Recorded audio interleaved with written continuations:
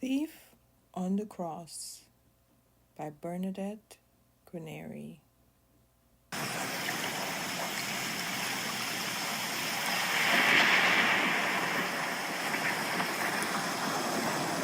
The prisoner was panting hard. Fear had his stomach in knots.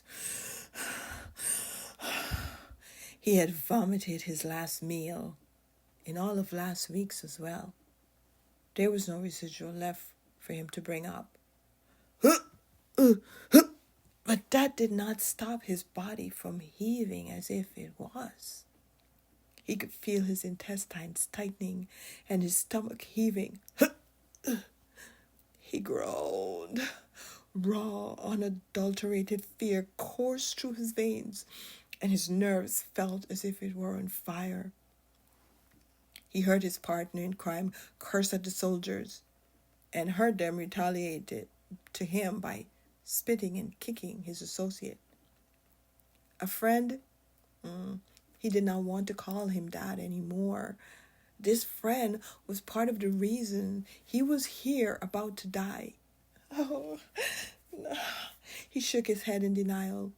He really couldn't blame him for all of the poor choices he had made that led him down this road. Closing his eyes, he remembered a more straightforward, happier time in his life.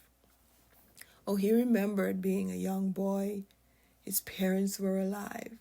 They cared. They cared for him, and they cared whether he lived or died. A guard slapped him across the mouth, unprovoked, snapping him out of his daydream. He was trying to forget this worst moment of his about-to-be very short life. His eyes snapped open to stare into an angry Roman's face. The face sneered at him, and he closed his eyes, trying to shut out the look of hatred, but the soldier cuffed him in the head and sent a few more of his remaining teeth out of his mouth.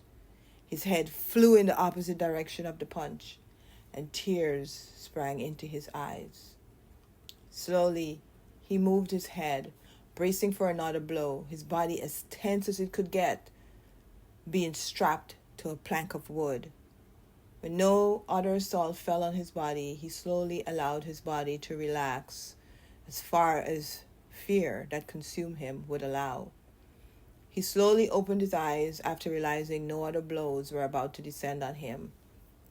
His line of vision was the other prisoner, the one that did not belong here.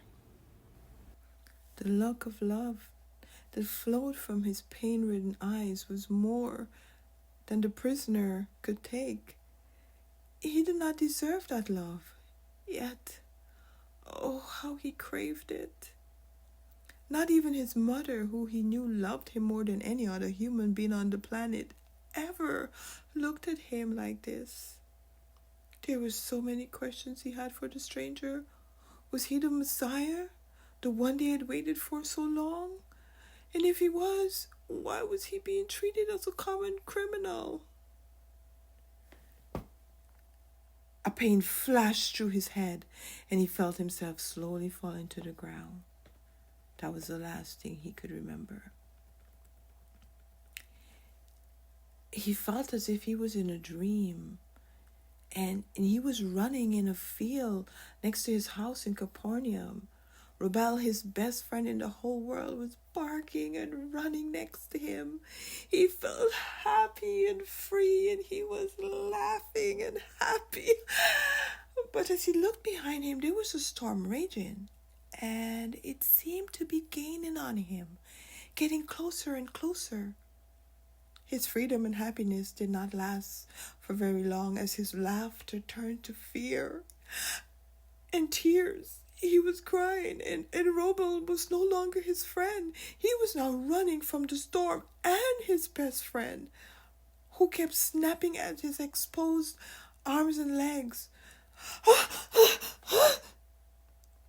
He awoke to find the soldiers poking at his arms and legs, trying to wake him From what?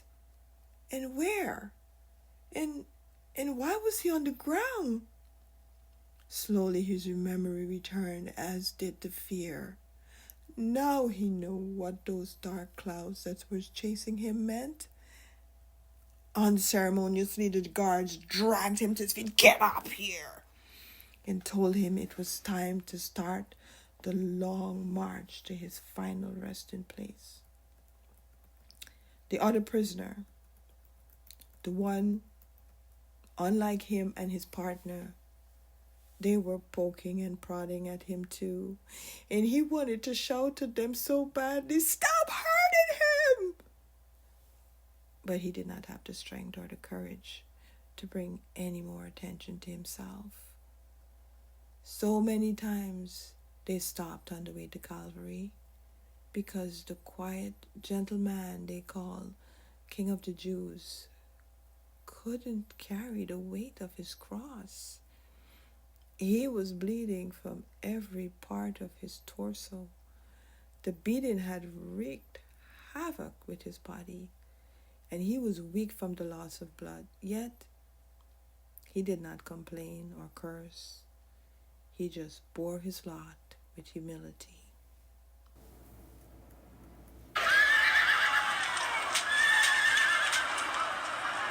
Let him be crucified.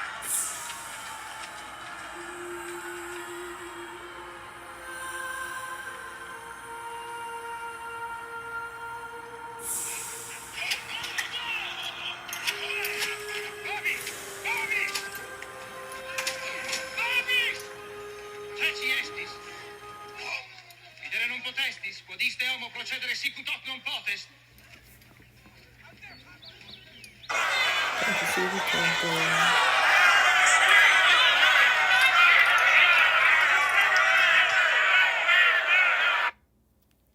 The prisoner looked up as the crowd jeered loudly once again.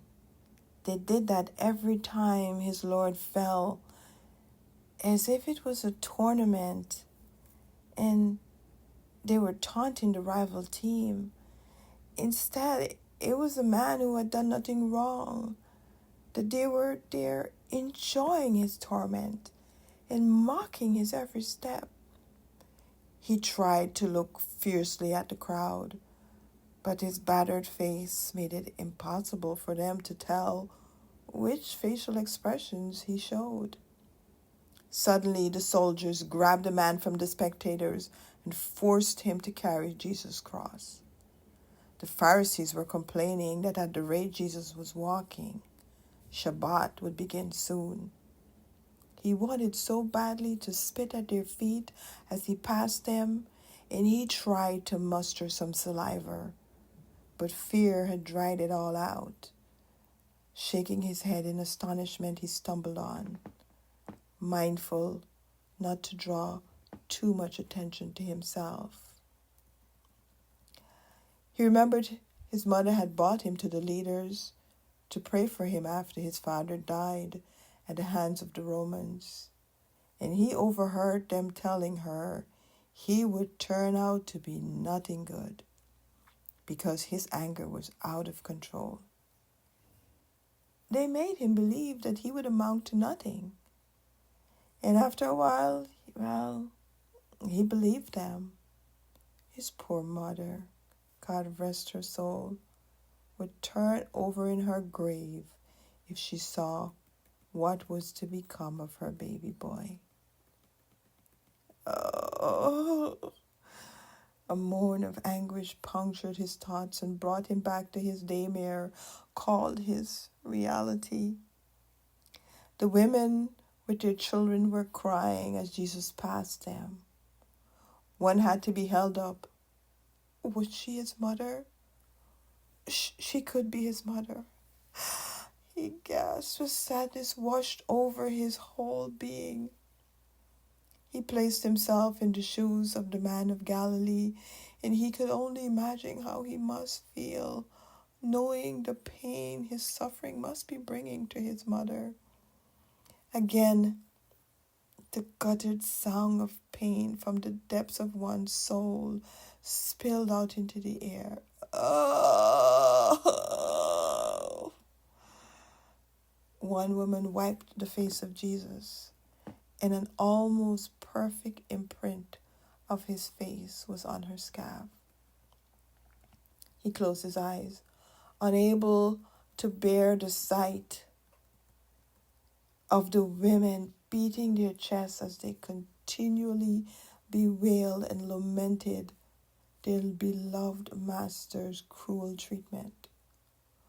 Oh, how he wished his hands were free to cover his ears. But the crying and the wailing continued. Then Jesus turned and said to them, "Daughters of Jerusalem, weep not for me, but for yourselves and your children. For behold, the days are coming in which you will say, Blessed are the barren and the wombs that never bear." Oh, I wish they would stop yelling. I can't hear what he's saying. The malefactor tried to walk closer, but the soldiers hurried along the prisoner. "Are we there yet?" he said to himself. He did not want to get there, but could not keep up this part of the torture. Every step was bringing him closer to his demise, and in some small, oh so tiny way, he wanted it over and done with. He looked up on the hill, which was not so far in the distance. Calvary. They were almost to their final destiny, and his heart began racing again, and his breathing was shallow. He wanted to run so far away, as fast as his legs and his lungs could take him. Instead, he found himself being pushed along, not realizing that he had stopped. As he looked around, the other guilty party, his once partner in crime, had also stopped, and the soldiers were dragging and punching him to get him moving. He looked at the hill that was about to become his last resting place and reflected on his life. Was this where it was going to end? It seems as if he should not have been born. What was his reason for living? To die this horrible death that no one deserved? Not even him. Oh, he knew he was not innocent. He knew that. But this was inhuman. Sweat was now pouring from his face. He did not think his body had any more fluids to give, but apparently it did. He wanted to fight, and he looked around like a madman, thoughts of making one last dash for freedom, looking to the right and then to the left, and then his eyes met the Messiah, and the peace and the calm he saw in his face, and his eyes instantly quelched his gush of fear and adrenaline. Taking a deep breath, he allowed the soldiers to lay him on the cross. They had already started on his friend, who was cursing the soldiers, the leaders, and anyone near him. His breath was punctuated with curses, tears, and screams of agony. The malefactor heard the thud as the cross of his friend was unceremoniously pushed into the hole prepared for it. Hearing the screams of intense pain confirmed in his mind that he was right in his assumption. His friend was now hanging from the cross, and now it was his turn. He would not behave like the criminal he was. Remembering the prayer his beloved mom has taught him, he began to mutter it. Oh, the pain. The pain was unbelievably great, and he could not help screaming. But the curses that he would typically had felt like uttering, he did not feel inclined to do it in the presence of this holy man. So he screamed and cried out for his mother, unsure how many times he passed out and was revived by the fresh supply of pain as his hands and feet were nailed to the cross. The soldiers raised his cross, grunting and groaning, as he looked down on the crowd below him. Slowly they slid his cross into the hole, dug for it. He tried to tense his body and prepare for the jolt, but the cross prevented him from doing so, and he felt the jarring and tearing of his hands and feet and the shifting of his bowels as his cross slid unceremoniously into its hole. He opened his eyes to the pain and looked to the left and to the right. He saw the man called Jesus was on his left. They placed him in the middle. He was so relieved. There were so many questions he wanted to ask him. He did not want to die like this, with this empty feeling. And he felt a jolt of hope whenever he looked at the prisoner. He wished he had taken his advice and listened to his teaching like his mother wanted him to. He probably would have. But his mother passed away soon after the master started his ministry, and he was angry, so he ran in the opposite direction. She, his mother, had followed him faithfully. How come he did not save her? Was his question at that time. The crowd would not let up. These rulers were relentless. The man was dying on the cross, suffering the worst death, and he was innocent. Yet still here they were mocking him. You saved yourself? If you be Christ, the chosen of God, as you said you are, save yourself. Why are you allowing yourself to be crucified? Even the soldiers joined in and were mocking him, calling him the King of the Jews and saying, "What is a king doing on a cross? If you are the King of the Jews, then save yourself." The prisoner tried to look at Christ. He wanted that look of love one last time, but it was an impossible task being nailed to a cross. "Stop it," he cried, with tears pouring down his eyes. "Can't you see he's innocent?" His partner, who had helped his career as a criminal, took up the jeer. Yes. If thou be Christ, save yourself and us too." Unable to bear it any longer, now his once upon a time friend had joined in. He had stood silent for too long. The memories of the many times he could and should have stood up for the truth came flooding back to overwhelm him with emotions he had not allowed himself to feel for most of his life. He knew that the man called Jesus would not defend himself. He had seen him being abused and ridiculed, and he knew he would not utter a word in his defense. And he was no longer going to remain silent in the face of injustice. What were they going to do to him anyway for speaking up? Kill him? Oh, wait. They had already begun working on that. Don't you fear God? Since you're under the same sentence? He turned and he said to his friend, "We are being punished justly, for we are getting what our deeds deserve. But this man has done nothing wrong. Nothing." And then taking a deep breath, he said, Jesus, remember me when you come into your kingdom." And he held his breath. He did not realize he was holding his breath, waiting for the response of his Lord. Yes, he knew it now. He was his Lord. And his heart cried out to be forgiven for all the wasted years.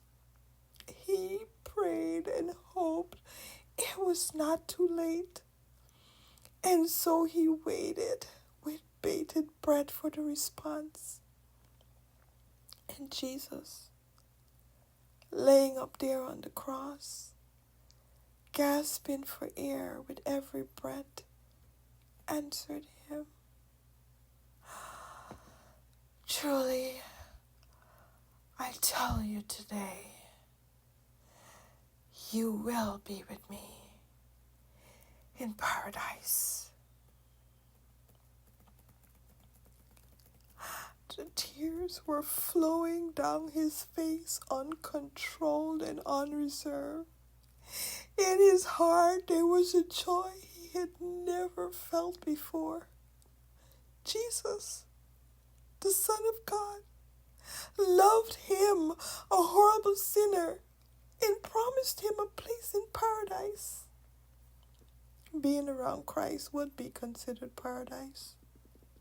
He could bear any pain now because he knew that one day, when Christ came again to this earth, he would have that chance to thank him face to face for saving a sinner like him.